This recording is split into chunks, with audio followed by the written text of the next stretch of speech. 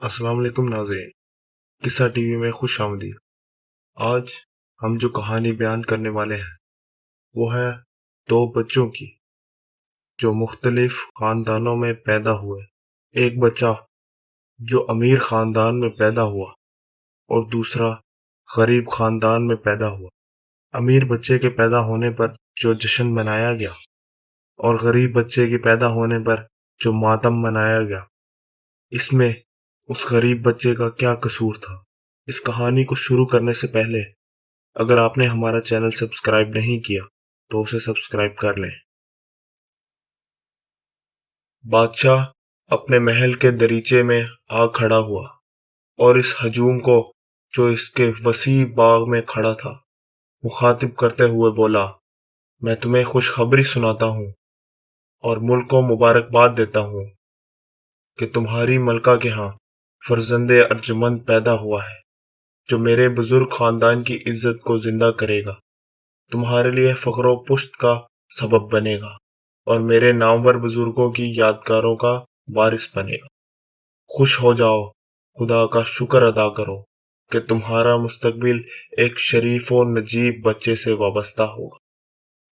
ہجوم نے نعرے لگائے اور فضا اس بچے کی پیدائش کے سلسلے میں خوشی کے ترانوں میں گونجنے لگی، جو عشرت و آسودگی کی آغوش میں پروان چڑھے گا اور عزت و احترام کی کرسی پر جوان ہو کر غلاموں کا حاکم مطلق ہوگا، قوت کی بنا پر کمزوروں کی باغ دوڑ سنبھالے گا اور ان کے جسموں سے خدمت لینے اور ان کی جانوں کو ضائع کرنے میں بالکل آزاد ہوگا۔ یہ تھی وہ تقریب جس بنا پر وہ خوشیاں منا رہے تھے، مسرت کے راگ آلاپ رہے تھے اور بادہ سرور کے کرابے پی رہے تھے۔ اس وقت جبکہ اہل شہر طاقتور کی تعظیم تقریب کر کے اپنی زبونی فطرت کا مظاہرہ کر رہے تھے اور ظالم کے گن گا کر فرشتوں کو اپنی حقارت پر رلا رہے تھے، آبادی سے الگ الگ چھوٹے سے مکان میں فلاس و بیچارگی کی ماری اور ایک عورت بستر علالت پر دراز اپنی شیر خوار بچے کو جو پھٹے پرانے چیتڑوں میں لپٹا ہوا تھا اپنے آتش ناک سینے سے چمٹائے ہوئے تھی۔ ایک نوجوان عورت جس کی قسمت میں زمانہ نے فقیری اور فقیری نے بدبختی لکھ دی تھی اور جسے بنی نوح انسان نے بھلا دیا تھا۔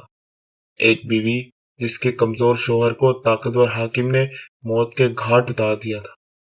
ایک بے یار و مددگار مخلوق جسے اللہ نے اس رات کو چھوٹا سا رفیق عطا کیا، ایک ایسا رفیق جس نے اس کے ہاتھ باندھ کر اپنی محنت مزدوری سے بھی معذور کر دیا تھا۔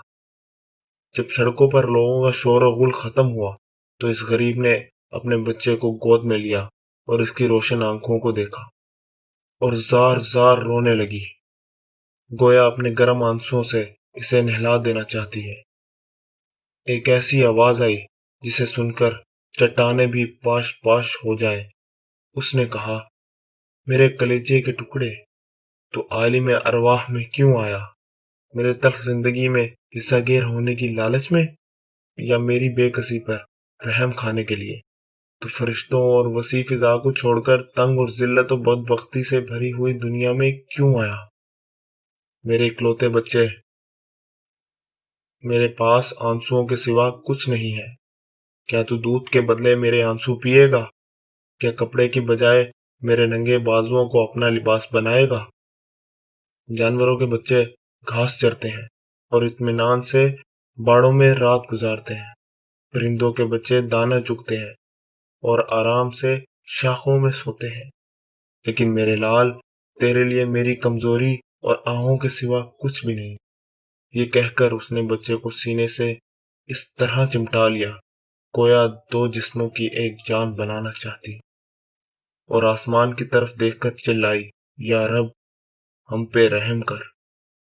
جب بادل چھٹے اور چاند نمودار ہوا، ہوائیں تیز ہوئیں، تو اس کی لطیف شعائیں کھڑکی میں موجود سوراخ سے اس چھوٹے سے مکان میں داخل ہوئی جو ایک نہر کے وسط میں واقع تھا، اور یہ شعائیں دو بے حس و حرکت جسموں پر بکھر گئیں۔